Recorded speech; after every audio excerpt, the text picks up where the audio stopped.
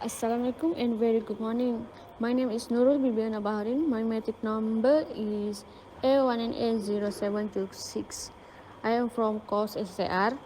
Today I want to present about ethical review is relief measure of Islamic financing in combating adverse impact of COVID-19 in Malaysia. My part is introduction.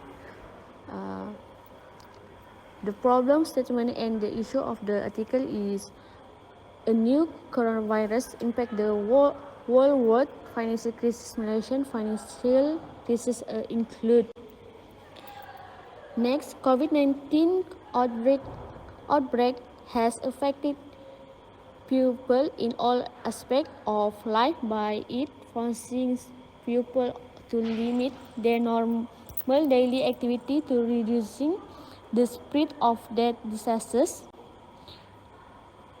Next, ethical review is to analyze the relief measure of Islamic financing in combating the adverse of COVID-19 by Bank Negara Malaysia, as well as financial institution under BNM. The last point is ethical review discuss the factor consequences and the effect of introduction relief measure on society. Assalamualaikum warahmatullahi wabarakatuh. My name is Nur Najwa Syahida binti Samsuri. My metric number is AY9B1117. Next, we will talk about the arguments and review of the article. For the first issue of the article, I will present about how to maintain the liquidity. Due to a mismatch between the demand and supply in the wake of the COVID-19 crisis, Islamic financial institutions also face a liquidity constraint. As a result, the default rate is rise significantly due to the strong restriction of movement control order (MCO) and uncertain health situation. To overcome the crisis, the central bank has supported the bank surround liquidity to meet the excessive demand. Second, as the consequence of the liquidity plans, banking sectors in general have faced a liquidity deficiency due to various forbearance measures such as postponement of principal, interest and profit payment for the consumer and industrial lending announced by the government and BNM. This such situation led banks borrowers to not returning funds while the consumers and governments withdrawals continue to support the economy, thus evolving the erosion of the deposit base. By that, the conventional banks take place not by defer the loan, other they accumulate the interest payment. The third one is in the case of Islamic banks, it becomes a Sharia issue if the bank want to practice forbearance and simultaneously avoid substantial losses. The type of the financing agreement, which was sales-based or rental-based or even partnership-based, will determine the stage of transaction matter to ease the postponement or foregoing a part of the receivable. With the liquidity, another measure that possibly restrain the ability of the banking sector in general, especially Islamic banking sector, to raise capital from the capital is the deterioration in their credit rating. This credit environment for the financial sector has declined substantially since the COVID-19 outbreak. For the last one, to help those in need to deal with the pandemic COVID-19, an Islamic financial instrument has been introduced. Qard al-Hasan is one type of loan that has been mentioned in the Quran as beautiful. It's a voluntary loan without any expectation by the creditor of any return on the principal. Regulatory intervention. COVID-19 crisis. One of the measures by Malaysia government in reducing the impact of COVID-19 disease is by enacting Malaysian temporary measures for reducing the impact of coronavirus disease 2019 Act 2020 to provide variability of temporary relief towards businesses and individuals who are unable to perform their contractual obligation due to the COVID-19, including a moratorium on legal action. However, there was issue arise on how Islamic financial institutions should treat transactions in which there were moratorium on repayment obligations that were imposed by regulatory intervention. In Islamic financial transactions, there are strict principles governing on transaction of ijarah.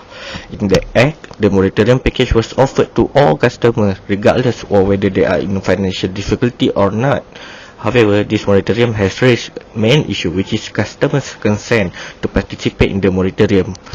This was argued because the Hire Purchase 1967 Act requires the bank to obtain customer consent before any changes of installment or deferment period could be made. Furthermore, Sharia Advisory Council of BNM ruling states that the Islamic financial institution shall obtain an explicit consent from customer on the additional amount to be imposed. When the Islamic Bank starts to operationalize the moratorium, it is noticed that the Hire Purchase 1967 Act requires bank to get consent from the customer before any change can be made for installment or deferment period. This act is in line with Sharia rules on Ijarah contract as well. According to AME, binding contract is in line with Sharia rules, akad lazim. Therefore, any changes on Ijarah should be made based on the mutual agreement between these two contracting parties. Hence, in that case, Ijarah financing, those customers who are the higher should express their agreement clearly on changes in the rate of installment of tenor if they would like to accept the moratorium offer from Islamic banks. Therefore, in that response from the Ijarah policy, Islamic Bank do contact each individual customer to receive the consent. Several methods were done in order to obtain the customer consent. The method will vary from bank to another. The examples are web page, email, telephone, and walk-in. Those consents were needed in order to comply with compulsory procedure with both Sharia and legal requirement. Therefore, it is not reversal or earlier announcement by BNM as claimed as some critics. The package of moratorium was still automatically offered to all customers but with subject to their consent. However, this highlights that the moratorium package was offered to the public based on impromptu measure. It means that the moratorium was announced to the public before details of the implementation were studied and prepared. The polemic can be avoided if the customer were informed clearly that the moratorium package for Ijarah financing is subjected to their own consent and approval. Assalamualaikum warahmatullahi wabarakatuh. My name is Ainul Najmi Fatih bin Ahmad Rafai. My matric number is A19A0075. And right now, I will present about full utilization of Islamic social finance, ISF instrument. So the first point is Islamic finance also being a socially responsible tools during this period will be of a great help in empowering the community. The second thing is the infusion of social finance in Islamic financial services offers significant potential for Islamic finance to more effectively mobilize capital towards social resilience. The next thing is ISF is defined as a sector comprising of traditional Islamic institutional based on philanthropy, which includes zakat, sadaqah, and wakaf. The last but not least is, among others, the objective of ISF include to meet the needs of the poor and to make a dent in their embarrassing levels of poverty and the promotion of inclusive participations and shared prosperity. Thank you so much. Assalamualaikum warahmatullahi wabarakatuh. My name is Norafizuddin Mamadia. My matric number is 19A0673. My part is roles of Wakaf as a ISF tools benefit society during COVID-19 pandemic. Wakaf is a trust established when the contributor endorse the stream of income occurring to a property for a charitable purpose in perpetuity.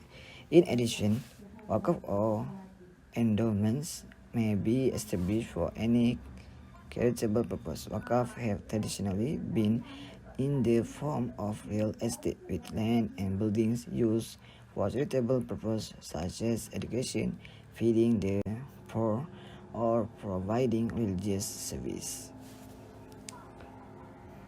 The Association of Islamic Banking and Financial Institutions Malaysia AIBIM has formed a platform called My Wakaf to integrate Wakaf's role into the Islamic banking framework. My Wakaf comprises participation from 6 Islamic banks, namely FN Islamic Bank Berhad, BIMB, Bank Rakyat, BMMB, MIB, and RHB Islamic Banking Berhad. Under this arrangement, Islamic banks collaborate with State Islamic Religious Council in developing the potential of Wakaf with the aim of economically empowering the people of Malaysia. Donors may choose to subscribe through Zoom, P54 or use the internet to transfer funds to their project of choice located in several states. Okay, my name is Muhammad Akram bin Saimah Razi. For the current issue related to the article is problem statement Islamic financiers have been proven to be resilient and managed to survive during 2018 global financial crisis.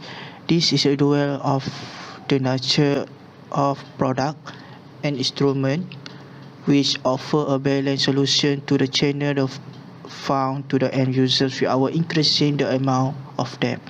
Changes in the pattern of the Islamic financial market are evidenced with the various innovation product introduction in the market since that time.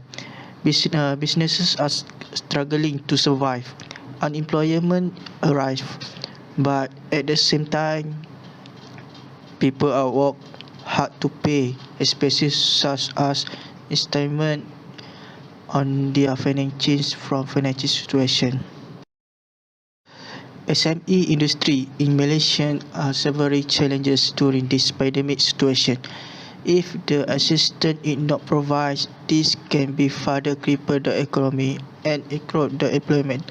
Islamic financial situation and related association has been researching out to affected customer about the financial assistance program available in response to the pandemic.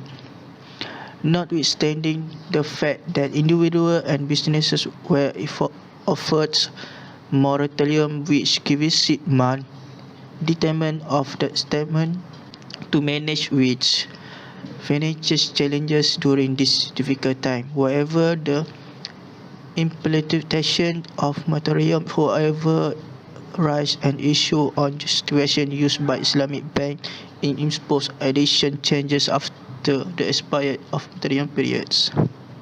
That's all for me. Thank you. Hi and Assalamualaikum. My name is Nurul Aihanisa binti Saleh and my magic number is A1IB1110. Today I will be present about the part of recommendation. First, Islamic Finance offers strategic solution where Islamic Social Finance ISF is a part of its tool. In response to the COVID-19 pandemic provide for a sustainable economy as well as socio-economic development. Besides, financial technology have made ISF possible to be deployed during COVID-19. Second, the innovation in technology made an online monetary donation during COVID-19 possible. Then, the third one is Islamic finance should accelerate digital innovation by collaborating with the fintech community.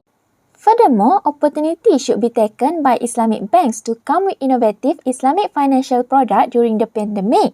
Last one is Islamic finance should further develop new jurisprudence under the principle of Makasih Syariah as a solution to overcome the impact caused by COVID-19. However, all method and new ruling in overcoming the impact of COVID-19 must be Sharia compliance. So, that's all for my part. Thank you. Hi and Assalamualaikum. My name is Nurul Izzah Sakila binti Perli and my matrix number is A1980571. For conclusion, all methods and new ruling in overcoming the impact of COVID-19 must be Sharia compliance.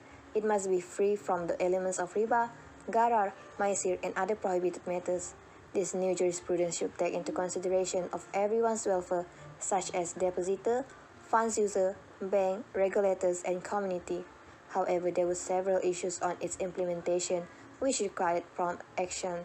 Creating a new jurisprudence requires meticulous research and time-consuming as there is no actual guideline for it. Furthermore, the type of assets that are subject to zakah needs expansion. Zakah must be enforced by law and not be left to voluntary compliance. Similarly, the institution of wakaf need to be made more effective, while Qard al-Hasan should be included as an obligatory instrument or corporate social responsibility (CSR) initiative offered by Islamic financial institution to a specific group. Furthermore, the Islamic social banking instrument also need to be expanded globally as they have the potential to build a strong and sustainable financial architecture in the future. This is a great opportunity for Islamic financial institutions to prove that Islam is a perfect way of life, including in economy and finance as compared to their conventional counterparts. That's all from me. Thank you.